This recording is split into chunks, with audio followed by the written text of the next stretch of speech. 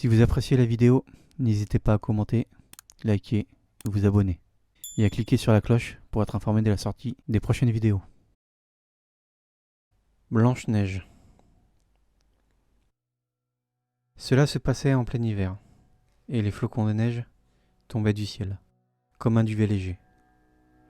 Une reine était assise à sa fenêtre, encadrée de bois d'ébène, et cousait. Tout en tirant l'aiguille, elle regardait voler les blancs flocons. Elle se piqua au doigt, et 3 gouttes de sang tombèrent sur la neige. Ce rouge sur ce blanc faisait si bel effet qu'elle se dit : si seulement j'avais un enfant, aussi blanc que la neige, aussi rose que le sang, aussi noir que le bois de ma fenêtre. Peu de temps après, une fille lui naquit. Elle était blanche comme la neige, rose comme le sang, et ses cheveux étaient noirs comme l'ébène. On l'appela Blanche-Neige. Mais la reine mourut en lui donnant le jour. Au bout d'une année, le roi épousa une autre femme. Elle était très belle, mais elle était fière et vaniteuse, et ne pouvait souffrir que quelqu'un la surpassât en beauté. Elle possédait un miroir magique. Quand elle s'y regardait, en disant « Miroir, miroir joli, qui est la plus belle au pays ?» Le miroir répondait « Madame la reine, vous êtes la plus belle au pays. » Et elle était contente. Elle savait que le miroir disait la vérité. Blanche-Neige, cependant, grandissait et devenait de plus en plus belle. Quand elle eut atteint ses 17 ans, elle était déjà plus jolie que le jour, et plus belle que la reine elle-même. Un jour, que celle-ci demandait au miroir « Miroir, miroir joli, qui est la plus belle au pays ?» Celui-ci répondit « Madame la reine, vous êtes la plus belle ici, mais Blanche-Neige est encore 1000 fois plus belle. » La reine en fut épouvantée. Elle devint jaune et verte de jalousie. À partir de là, chaque fois qu'elle apercevait Blanche-Neige, son cœur se retournait dans sa poitrine, tant elle éprouvait de la haine à son égard. La jalousie et l'orgueil croissaient en elle, comme de la mauvaise herbe. Elle en avait perdu le repos, le jour et la nuit. Elle fit venir un chasseur et lui dit : « Emmène l'enfant dans la forêt, je ne veux plus la voir. Tue-la et rapporte-moi pour preuve de sa mort ses poumons et son foie. » Le chasseur obéit et conduisit Blanche-Neige dans le bois.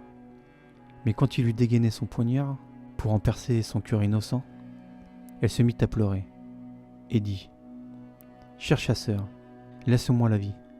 Je m'enfoncerai au plus profond de la forêt et ne rentrerai jamais à la maison. » Et, parce qu'elle était belle, le chasseur eut pitié d'elle et dit : « Sauve-toi, pauvre enfant. Les bêtes de la forêt auront tôt fait de te dévorer. » Songeait-il. Et malgré tout, il se sentait soulagé de ne pas avoir dû la tuer. Un marcassin passait justement. Il le tua de son poignard, prit ses poumons et son foie, et les apporta à la reine, comme preuve de la mort de Blanche-Neige. Le cuisinier reçut l'ordre de les apprêter, et la méchante femme les mangea, s'imaginant qu'ils avaient appartenu à Blanche-Neige. La pauvre petite, elle, était au milieu des bois, toute seule. Sa peur était si grande qu'elle regardait toutes les feuilles de la forêt, sans savoir ce qu'il allait devenir. Elle se mit à courir sur les cailloux pointus et à travers les épines. Les bêtes sauvages bondissaient autour d'elle, mais ne lui faisaient aucun mal. Elle courut jusqu'au soir, aussi longtemps que ses jambes purent la porter. Elle aperçut alors une petite maisonnette et y pénétra pour s'y reposer. Dans cette maisonnette, tout était minuscule, gracieux et propre. On y voyait une petite table, couverte d'une nappe blanche, avec 7 petites assiettes, 7 petites cuillères, 7 petites fourchettes, 7 petits couteaux, et aussi 7 petits gobelets. Contre le mur, il y avait 7 petits lits, alignés, les uns à côté des autres. et recouvert de drap tout blanc. Blanche-Neige avait si faim et si soif qu'elle prit dans chaque assiette un peu de légumes et de pain, et but une goutte de vin dans chaque gobelet, car elle ne voulait pas manger la portion tout entière de l'un de ses convives. Fatiguée, elle voulut ensuite se coucher, mais aucun lit ne lui convenait. L'un était trop long, l'autre trop court. Elle les essaya tous, et le 7e, enfin, fut à sa taille. Elle s'y allongea, se confia à Dieu et s'endormit. Quand la nuit fut complètement tombée, les propriétaires de la maisonnette arrivèrent. C'étaient 7 nains, qui, dans la montagne, travaillaient à la mine. Ils allumèrent leurs 7 petites lampes, et quand la lumière illumina la pièce, ils virent que quelqu'un était venu, car tout n'était plus tel qu'ils l'avaient laissé. Le premier dit : « Qui s'est assis sur ma petite chaise ? » Le deuxième : « Qui a mangé dans ma petite assiette ? » Le troisième : « Qui a pris de mon pain ? » Le quatrième : « Qui a mangé de mes légumes ? » Le cinquième : « Qui s'est servi de ma fourchette ? » Le sixième : « Qui a coupé avec mon couteau ? » Le septième : « Qui a bu dans mon gobelet ? » Le premier, en se retournant, vit que son lit avait été dérangé. « Qui a touché à mon lit ? » dit-il. Les autres s'approchèrent en courant, et chacun s'écria : « Dans le mien aussi, quelqu'un s'est couché. » Mais le 7e, quand il regarda son lit, il vit Blanche-Neige, endormie. Il appela les autres, qui vinrent bien vite, et poussèrent des cris étonnés. Ils prirent leurs 7 petites lampes, et éclairèrent le visage de Blanche-Neige. « Seigneur Dieu, s'écrièrent-ils, que cet enfant est joli. » Ils en eurent tant de joie qu'ils ne l'éveillèrent pas et la laissèrent dormir dans le petit lit. Le 7e des nains coucha avec ses compagnons, 1 heure avec chacun, et la nuit passa ainsi. Au matin, Blanche-Neige s'éveilla. Quand elle vit les 7 nains, elle s'effraya. Mais il la regardait avec amitié et posait déjà des questions. « Comment t'appelles-tu ? » ?»« Je m'appelle Blanche-Neige, répondit-elle. »« Comment es-tu venue jusqu'à nous ?» Elle leur raconta que sa belle-mère avait voulu la faire tuer, mais que le chasseur lui avait laissé la vie sauve, et qu'elle avait ensuite couru tout le jour, jusqu'à ce qu'elle trouvât cette petite maison. Les nains lui dirent : « Si tu veux t'occuper de notre ménage, faire à manger, faire les lits, laver, coudre et tricoter, et si tu tiens tout en ordre et en propreté, tu pourras rester avec nous, et tu ne manqueras de rien. »« D'accord, d'accord de tout mon cœur, » dit Blanche-Neige, et elle resta auprès d'eux. Elle s'occupa de la maison. Le matin, les nains partaient à la montagne, où ils y arrachaient le fer et l'or. Le soir, ils s'en revenaient, et il fallait que leur repas fût prêt. Toute la journée, la jeune fille restait seule. Les bons petits nains l'avaient mise en garde. « Méfie-toi de ta belle-mère, elle saura bientôt que tu es ici. Ne laisse entrer personne. » La reine, cependant, après avoir mangé ce qu'elle croyait être les poumons et le foie de Blanche-Neige, s'imaginait qu'elle était redevenue la plus belle de toutes. Elle se mit devant son miroir et demanda : « Miroir, miroir joli, qui est la plus belle au pays ?» Le miroir répondit : « Madame la reine, vous êtes la plus belle ici, mais par-delà les monts d'airain, auprès de gentils petits nains, Blanche-Neige est 1000 fois plus belle. » La reine en fut bouleversée. Elle savait que le miroir ne pouvait mentir. Elle comprit que le chasseur l'avait trompée et que Blanche-Neige était toujours en vie. Elle se creusa la tête pour trouver un nouveau moyen de la tuer, car aussi longtemps qu'elle ne serait pas la plus belle au pays, elle savait que la jalousie ne lui laisserait aucun repos. Ayant finalement découvert un stratagème, elle se farda le visage et s'habilla comme une vieille marchande ambulante. Elle était méconnaissable. Ainsi déguisée, elle franchit les 7 montagnes derrière lesquelles vivaient les 7 nains. Elle frappa à la porte et dit : « J'ai du beau et du bon à vendre. » Blanche-Neige regarda par la fenêtre et dit : « Bonjour, chère madame, qu'avez-vous à vendre ? » ?»« De la belle et de la bonne marchandise, répondit-elle. Des corselets de toutes les couleurs. » Elle lui en montra un, tressé de soie multicolore. Je peux bien laisser entrer cette honnête femme, se dit Blanche-Neige. Elle déverrouilla la porte et acheta ce joli corset. Enfant, dit la vieille, comme tu t'y prends. Viens, je vais te l'ajuster comme il faut. Blanche-Neige était sans méfiance. Elle se laissa passer le nouveau corset. Mais la vieille serra rapidement, et si fort que la jeune fille perdit le souffle et tomba comme morte. Et maintenant, tu as fini d'être la plus belle, dit la vieille en s'enfuyant. Le soir, peu de temps après, les 7 nains rentrèrent à la maison. Quel effroi fut le leur lorsqu'ils virent leur chère Blanche-Neige étendue sur le sol, immobile, comme sans vie. Ils la soulevèrent et virent que son corset la serrait trop. Ils en coupèrent vite le cordolet. La jeune fille commença à respirer doucement, et peu à peu, elle revint à elle. Quand les nains apprirent ce qu'il s'était passé, ils dirent « La vieille marchande n'était autre que cette mécréante de reine.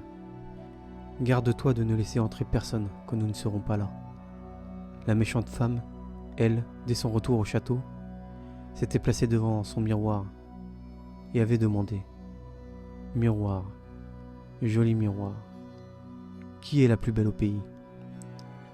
Une nouvelle fois, le miroir avait répondu « Madame la reine, vous êtes la plus belle ici, mais par-delà les monts d'airain, auprès des gentils petits nains, Blanche-Neige est 1000 fois plus belle. » Quand la reine entendit ces mots, elle en fut si bouleversée qu'elle sentit son cœur étouffé. Elle comprit que Blanche-Neige avait recouvré la vie. « Eh bien, dit-elle, je vais trouver quelque moyen qui te fera disparaître à tout jamais. » Par un tour de sorcellerie qu'elle connaissait, elle empoisonna un peigne. Elle se déguisa de nouveau et prit l'aspect d'une autre vieille femme. Elle franchit ainsi les 7 montagnes en direction de la maison des 7 nains. Frappa à la porte et cria « Bonne marchandise à vendre !» Blanche-Neige regarda par la fenêtre et dit « Passez votre chemin, je n'ai le droit d'ouvrir à quiconque. »« Mais tu peux bien regarder, dit la vieille, en lui montrant le peigne empoisonné. Je vais te peigner joliment. » La pauvre Blanche-Neige ne se douta de rien et laissa faire la vieille. À peine le peigne eut-il touché ses cheveux que le poison agit et que la jeune fille tomba sans connaissance.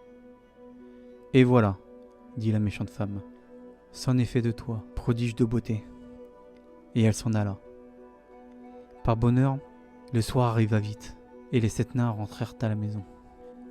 Quand ils virent Blanche-Neige étendue, comme morte, sur le sol, ils songèrent aussitôt à la marâtre, cherchèrent et trouvèrent le peigne empoisonné. Dès qu'ils l'eurent retiré de ses cheveux, Blanche-Neige revint à elle et leur raconta ce qu'il s'était passé. Ils lui demandèrent une fois de plus d'être sur ses gardes et de n'ouvrir à personne. Rentrée chez elle, la reine s'était placée devant son miroir et avait demandé « Miroir, joli miroir, qui est la plus belle au pays ?» Comme la fois précédente, le miroir répondit « Madame la reine, vous êtes la plus belle ici. Mais par-delà les monts d'airain, auprès des gentils petits nains, Blanche-Neige est 1000 fois plus belle. » Quand la reine entendit cela, elle se mit à trembler de colère. « Il faut que Blanche-Neige meure !» s'écria-t-elle. « Dussé-je en périr moi-même ?» Elle se rendit dans une chambre sombre et isolée, où personne n'allait jamais, et y prépara une pomme empoisonnée. Extérieurement, elle semblait belle, blanche et rouge, si bien qu'elle faisait envie à quiconque la voyait. Mais il suffisait d'en manger un tout petit morceau pour mourir. Quand tout fut prêt, la reine se farda le visage et se déguisa en paysanne. Ainsi transformée, elle franchit les 7 montagnes et alla chez les 7 nains. Elle frappa à la porte. Blanche-Neige se pencha à la fenêtre et dit « Je n'ai le droit de laisser entrer quiconque ici. Les 7 nains me l'ont interdit. »« D'accord, répondit la paysanne. J'arriverai bien à vendre mes pommes ailleurs. Mais je vais t'en offrir une. »« Non, dit Blanche-Neige. Je n'ai pas le droit d'accepter quoi que ce soit. »« Aurais-tu peur d'être empoisonnée ? Demanda la vieille. Regarde, je partage la pomme en 2. Tu mangeras la moitié qui est rouge, moi, celle qui est blanche. La pomme avait été traitée avec tant d'art que seule une moitié était empoisonnée. Blanche-Neige regarda le fruit avec envie, et quand elle vit la paysanne en manger, elle ne put résister plus longtemps. Elle tendit la main et prit la partie empoisonnée de la pomme. À peine y eut-elle mis les dents qu'elle tomba morte sur le sol. La reine la regarda de ses yeux méchants, ricana et dit : « Blanche comme neige, rose comme sang, noire comme ébène. Cette fois-ci, les nains ne pourront plus te réveiller. » Et quand elle fut de retour chez elle, elle demanda au miroir : « Miroir, miroir joli, qui est la plus belle au pays ?» Celui-ci répondit : « Enfin, Madame la reine, vous êtes la plus belle au pays. » Et son cœur jaloux trouva le repos, pour autant qu'un cœur jaloux puisse le trouver. Quand au soir, les petits nains arrivèrent chez eux, ils trouvèrent Blanche-Neige, étendue sur le sol, sans souffle. Ils la soulevèrent, cherchèrent s'il y avait quelque chose d'empoisonné, défirent son corset, coiffèrent ses cheveux, la lavèrent avec de l'eau et du vin. Mais rien n'y fit. La chère enfant était morte, et morte, elle restait. Ils la placèrent sur une civière, s'assirent tous les 7 autour d'elle et pleurèrent 3 jours durant. Puis ils se préparèrent à l'enterrer. Mais elle était restée fraîche, comme un être vivant, et ses jolies joues étaient roses, comme auparavant. Ils dirent : « Nous ne pouvons la mettre dans la terre noire. » Ils fabriquèrent un cercueil de verre transparent, où on pouvait la voir de tous côtés. Ils y installèrent et écrivirent dessus son nom en lettres d'or, en ajoutant qu'elle était fille de roi. Ils portèrent le cercueil en haut de la montagne, et l'un d'eux, sans cesse, monta la garde auprès de lui. Longtemps Blanche-Neige resta ainsi, dans son cercueil, toujours aussi jolie. Il arriva qu'un jour, un prince, qui chevauchait par la forêt, s'arrêta à la maison des nains pour y passer la nuit. Il vit le cercueil au sommet de la montagne, et la jolie Blanche-Neige. Il dit aux nains : « Laissez-moi le cercueil, je vous en donnerai ce que vous voudrez. » Mais les nains répondirent : « Nous ne vous le donnerons pas pour tout l'or du monde. » Il dit : « Alors, donnez-le-moi pour rien, car je ne pourrai plus vivre sans voir Blanche-Neige. Je veux lui rendre honneur et respect, comme à ma bien-aimée. » Quand ils entendirent ces mots, les bons petits nains furent saisis de compassion, et ils lui donnèrent le cercueil. Le prince le fit emporter sur les épaules de ses serviteurs. Comme ils allaient ainsi, l'un d'eux buta sur une souche. La secousse fit glisser hors de la gorge de Blanche-Neige le morceau de pomme empoisonné qu'elle avait mangé. Bientôt après, elle ouvrit les yeux, souleva le couvercle du cercueil et se leva. Elle était de nouveau vivante. « Seigneur, où suis-je ? demanda-t-elle. « Auprès de moi, répondit le prince, plein d'allégresse. Il lui raconta ce qu'il s'était passé, ajoutant : « Je t'aime plus que tout au monde. Viens avec moi, tu deviendras ma femme. » Blanche-Neige accepta. Elle l'accompagna, et leur noce fut célébrée avec magnificence et splendeur. La méchante reine, belle-mère de Blanche-Neige, avait également été invitée au mariage. Après avoir revêtu ses plus beaux atours, elle prit place devant le miroir et demanda : « Miroir, miroir joli, qui est la plus belle au pays ?» Le miroir répondit : « Madame la reine, vous êtes la plus belle ici, mais la jeune souveraine est 1000 fois plus belle. » La méchante femme proféra un affreux juron et eut si peur qu'elle en perdit la tête.